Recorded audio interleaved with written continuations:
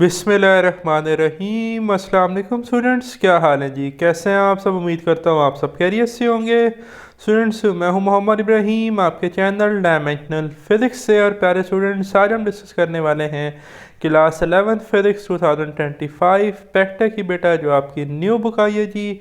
Chapter number 7 students हम discuss कर रहे थे वेव्स एंड वाइब्रेशंस। और प्यारे स्टूडेंट्स, आज का हमारा टॉपिक है एग्जाम्पल 7.1 एंड 7.2। बेटा, आज हम इस चैप्टर की दो एग्जांपल्स, जो पहले दो एग्जांपल्स हैं, उन्हें डिस्कस करने जा रहे हैं। मार्क कर लें, न्यूमेरिकल्स का जो आपका पार्ट आता है लॉन्ग क्वेश्चन का पार्ट बी, उस पॉइंट ऑफ व्यू से ये आपके एग्ज़ाम के लिए इम्पोर्टेंट है। फर्स्ट एग्जांपल अक्सर बच्चों को नहीं करवाई जाती या बच्चे नहीं करते, बट 2023 के बाद से जो आपके पेपर्स आए 23, 24 या 25 का, वो थोड़े ट्रिकी आए और उनमें लेस इंपॉर्टेंट क्वेश्चन एग्ज़ाम में पूछे गए। तो इस दफ़ा बुक वैसे ही चेंज है, और मेरी ये पर्सनल ऑब्जर्वेशन है कि इस दफ़ा एग्जांपल्स थोड़े ट्रिकी हैं, न्यूमेरिकल्स थोड़े आसान हैं। तो आपने एग्जांपल्स को इस दफ़ा तवज्जो से सुनना और समझना है। तो बेटा, पहले एग्जांपल को हम समझते हैं, जो कि इंटरफेरेंस से रिलेटेड है और ये long question point of view से काफ़ी इंपॉर्टेंट है। Example 7.1, two speakers are arranged as shown in figure. बेटा, ये आपको एक्सपेरिमेंटल सेटअप दिया गया है, ठीक है जी। ये दो स्पीकर हैं और इनके साथ ये पीछे ऑडियो जनरेटर है, ठीक है। ऑडियो जनरेटर के साथ दोनों स्पीकर जुड़े हुए हैं ताकि दोनों की सेम फ्रीक्वेंसी की साउंड वेव्स निकलें, आइडेंटिकल वेव्स हों और सेम डायरेक्शन में ट्रैवल कर रही हैं, ठीक। आगे हमने एंड में माइक्रोफोन एडजस्ट किया हुआ ताकि जब ये आपस में इंटरफेरेंस प्रोड्यूस करें तो हमें जो है वो कंस्ट्रक्टिव या डिस्ट्रक्टिव इंटरफेरेंस की कंडीशन मिले, सही।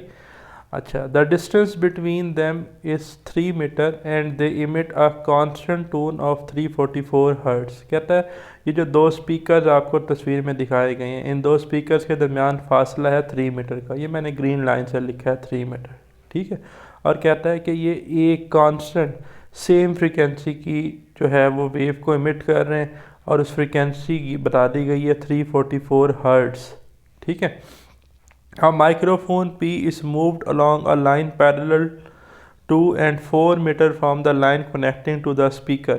कहता है वो जो लाइन दो स्पीकर को कनेक्ट कर लिया, मान लें ये लाइन है, तो कहता है इस लाइन के पैरेलल हम जो है वो माइक्रोफोन को मूव करवा रहे हैं, ठीक है। तो ये देखें, ये वाली लाइन इस लाइन के क्या है, पैरेलल। और कहता है ये जो दो पैरेलल लाइन हैं, इनके दरमियान जो फासला है, या आप ये कह सकते हैं स्पीकर और माइक्रोफोन के दरमियान जो फासला है वो कितना है, 4 मीटर, ठीक।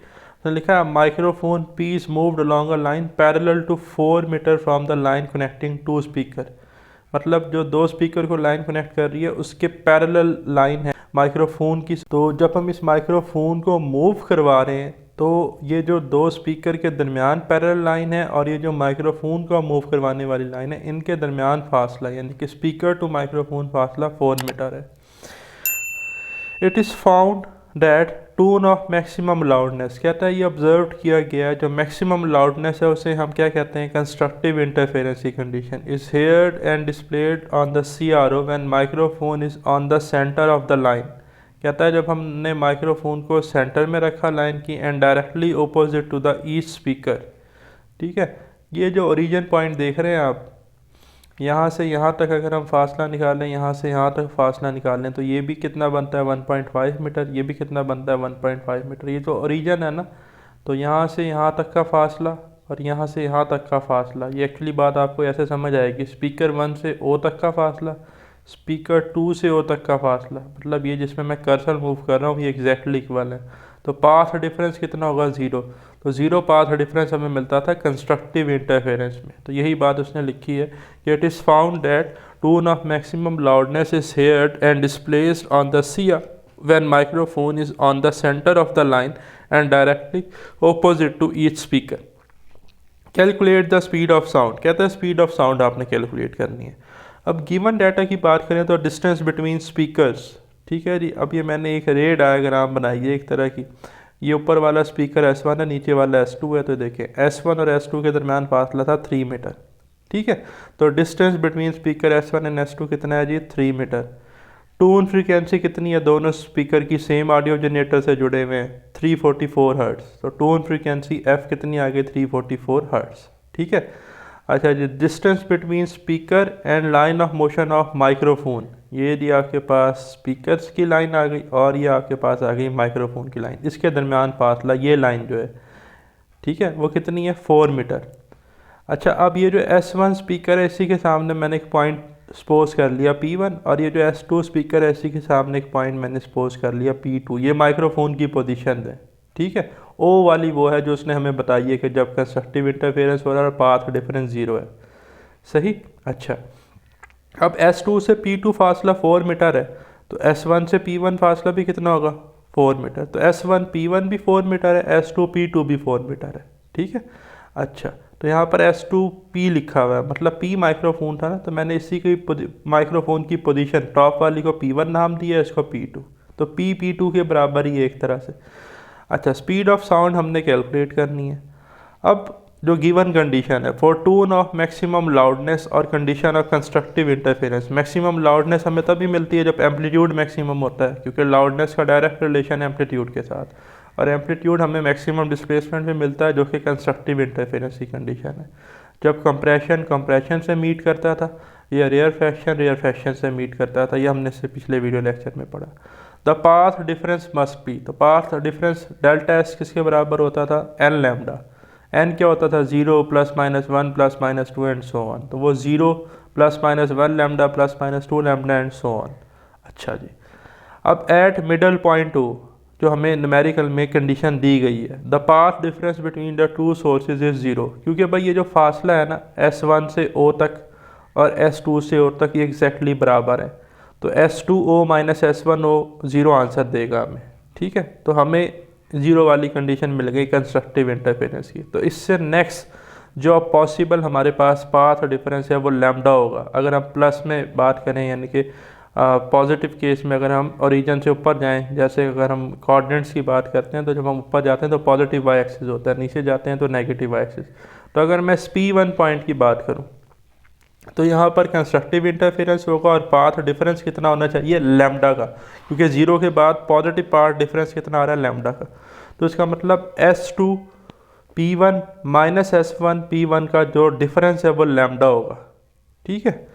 तो यही बात यहाँ पर लिखी गई है। For the next point P of constructive interference the path difference between the wave should be lambda, क्योंकि 0 तो हो गया O पे, अब उसके बाद क्या आता है लैम्डा, और लैम्डा पाथ डिफरेंस किसका होगा S2 P1 - S1 P1, यही बात यहाँ पर लिखी है। लैम्डा पाथ डिफरेंस है जो कि डेल्टा एस के बराबर, और डेल्टा एस क्या है S2 P1 - S1 P1।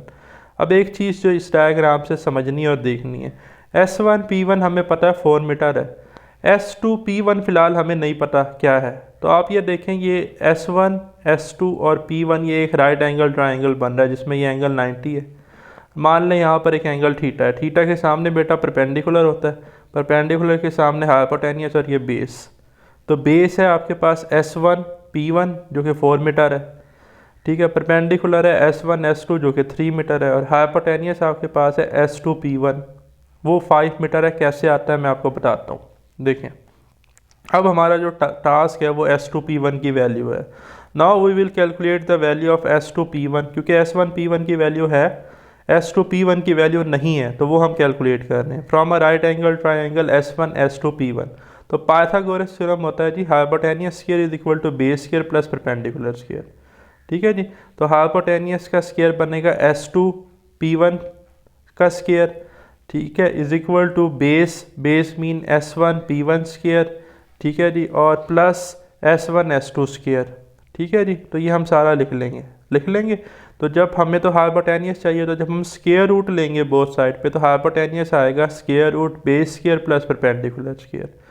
तो बेस बेटा आ रही है S1 P1, तो S1 P1 यानी कि बेस का स्क्वायर प्लस परपेंडिकुलर क्या था S1 S2 यानी कि S1 S2 का स्क्वायर और होल का स्क्वायर रूट। तो वैल्यू पुट करें, S1 S2 की वैल्यू थी 3 मीटर और S1 P1 की वैल्यू थी 4 मीटर। तो यहाँ पर आ जाएगा 3 का स्क्वायर और यहाँ पर आ जाएगा 4 का स्क्वायर। 3 का स्क्वायर होता है 9, 4 का स्क्वायर 16, 9 + 16 25, 25 का स्क्वायर रूट जो है वो आ जाएगा 5 मीटर, और वो हाइपोटेनियस था जो कि S2 P1 था। तो हमें यहाँ चाहिए था ना S2 P1, तो इस इक्वेशन में वैल्यू पुट कर दें। Lambda is equal to S2 P1 minus S1P1, तो S2P1 आ गया जी 5 माइनस S1P1 पहले से ही था 4, तो पाथ डिफरेंस लैम्डा का आया और वो 1 मीटर है। तो आप वेव स्पीड तो बड़ी आसानी से कैलकुलेट कर सकते हैं। वेव स्पीड का फार्मूला होता है v is equal to F lambda. तो फ्रीक्वेंसी थी 344 मल्टीप्लाई बाय वेव लेंथ आई 1 मीटर, मल्टीप्लाई किया तो वेव स्पीड आ गई 344 मीटर पर सेकेंड। ठीक है जी, तो सॉल्व हो गया। फिर है बेटा example 7.2, the wave length of a signal from a radio transmitter. एक रेडियो ट्रांसमीटर है, ठीक है, उसमें जो सिग्नल की वेवलेंथ है वो बताई गई है, कितनी है 1500 मीटर, लैम्डा है जी 1500 metre, and the frequency is 200 kilo hertz, और फ्रीक्वेंसी है जी हमारे पास 200 किलो हर्ट्स। अच्छा, अब ये जो हमारे पास वैल्यू थी वेवलेंथ की, इसे हमने लैम्डा 1 लिखा है। क्यों लिखा है? क्योंकि आगे जो है ना उसने हमें सेकंड वेवलेंथ कैलकुलेट करने की बात की है। ठीक है, what is the wavelength of transmitter, transmitter की वेवलेंथ पूछ रहा है अगर वो ऑपरेट हो रहा हो अब 1000 किलो हर्ट्स की फ्रीक्वेंसी पर, पहले कितनी थी 200 किलो हर्ट्स, तो इसलिए हमने पहले वाली वेवलेंथ को नाम दे दिया लैम्डा 1 का, जो कि 1500 मीटर थी। और इसको हम लिख सकते हैं, अगर मैं इसका डेसिमल यहाँ से उठा के इधर शिफ्ट कर दूँ तो 1.5 मल्टीप्लाई 10⁻³ मीटर। ठीक है, लेफ्ट साइड पे जा रहे हैं तो पावर पॉजिटिव होगी 10 की। अच्छा जी, इसी तरह फ्रीक्वेंसी की बात करें तो 200 किलो हर्ट्स थी। 200 किलो होता है बेटा प्रीफिक्सेस 10⁻³ और अगर मैं इस डेसिमल को उठाकर यहाँ लेकर जाऊँ तो मैंने 2 डिजिट मूव किया तो ये बनेगा 2 मल्टीप्लाई 10⁻² और एक 10⁻³ मिलके बन जाएगा 10⁻5, तो 2.0 मल्टीप्लाई 10⁻5 हर्ट्स। ठीक है, what is the wavelength for a transmitter operating eight, अब कहता है उसी हमने जो ट्रांसमीटर है उसको अब हम ऑपरेट करवा रहे हैं 1000 किलो हर्ट्स पे, तो बताएं अब वेवलेंथ कितनी होगी। तो F2 गिवन है, F2 है जी 1000 किलो हर्ट्स, 1000 को लिख सकते हैं 10⁻³ किलो इटसेल्फ क्या होता है आपके पास 10⁻³, तो ये बनेगा 1 मल्टीप्लाई 10⁻6 हर्ट्स। ठीक है, लैम्डा 2 हमने फाइंड करना है। With what speed the radio waves travel, wavelength बतानी है सेकंड की और स्पीड भी बतानी है, v भी बताना है। अब वेव स्पीड पहले हम निकालते हैं, v is equal to F lambda. Since the speed of both the signal is same, speed तो सेम रहेगी ना, तो v is equal to F lambda की कंडीशन लगाएं पहले केस के लिए, v is equal to f1 lambda 1, यहाँ से वेव स्पीड आ जाएगी। v is equal to f1 कितना था जी हमारे पास 2.0 मल्टीप्लाई 10⁻5 मल्टीप्लाई बाय लैम्डा 1 कितना था 1.5 मल्टीप्लाई 10⁻³ या 1500 लिख लें, एक ही बात है, ये लिख लें, ये लिख लें, एक ही बात है।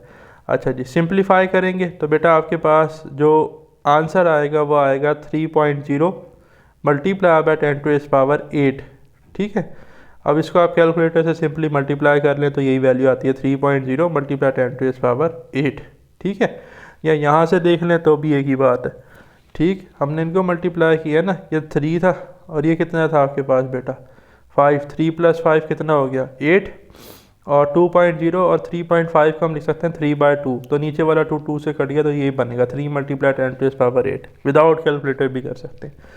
ठीक है, और मज़े की बात ये जो यहाँ पर तो वैसे बात हो रही है किसकी, स्पीड की, रेडियो वेव्स की है, और रेडियो वेव्स बेटा जो है ये आपके पास इलेक्ट्रोमैग्नेटिक वेव्स हैं और उनकी हमने वैल्यू पढ़ी है, स्पीड ऑफ लाइट से ट्रैवल करती हैं 3 मल्टीप्लाई 10⁸ मीटर पर सेकेंड, और वही वैल्यू यहाँ पर आ रही है। ठीक है, अच्छा फिर अब हमने क्या निकालना था, सेकंड की वेवलेंथ लैम्डा 2, और देखें v is equal to F2 lambda 2, तो हमें तो लैम्डा 2 चाहिए तो F2 से इधर डिवाइड कर दें, तो lambda 2 is equal to v over F2, lambda 2 is equal to v की वैल्यू 3 मल्टीप्लाई 10⁸ मीटर पर सेकेंड ओवर F2 की आ गई थी हमारे पास 1 मल्टीप्लाई 10⁻6 हर्ट्स, तो बेटा 10⁻⁻6 ऊपर जाके माइनस होगा तो ये बनेगा 3 मल्टीप्लाई 10⁻² मीटर या 300 मीटर भी आप लिख सकते हैं। ठीक है, तो ये था जी हमारा आज का लेक्चर, और इसके साथ एक और इन्फॉर्मेशन भी है वो भी देख लें। Monochromatic light, sodium chloride in a flame gives out pure yellow light. अच्छा, ये जो आपके पास सोडियम क्लोराइड है ना, जब ये जलता है जो इससे आग निकलती है तो ये प्योर हमें येलो लाइट मिलती है NaCl की, सोडियम क्लोराइड की। ठीक है, the light is not a mixed of red and green. ठीक है जी, ये मिक्सचर नहीं है रेड और ग्रीन का, ये प्योर क्या है येलो लाइट। और मोनो को कहते हैं सिंगल को, क्रोमेटिक कहते हैं कलर को। सिंगल कलर मीन एक ही फ्रीक्वेंसी या एक ही वेवलेंथ की सिंगल कलर की, तो याद रखिएगा सोडियम क्लोराइड से हमें येलो कलर की क्या मिलती है, प्योर येलो लाइट, ना कि मिक्सचर ऑफ रेड और ग्रीन लाइट। ओके, तो ये था प्यारे स्टूडेंट्स हमारा आज का वीडियो लेक्चर पसंद आया बेल आइकन को लाजमी प्रेस कीजिएगा। वेरी सून इंशाल्लाह हम डिस्कस करेंगे नेक्स्ट वीडियो लेक्चर को। अपना ख्याल रखिएगा, खुदा हाफिज़।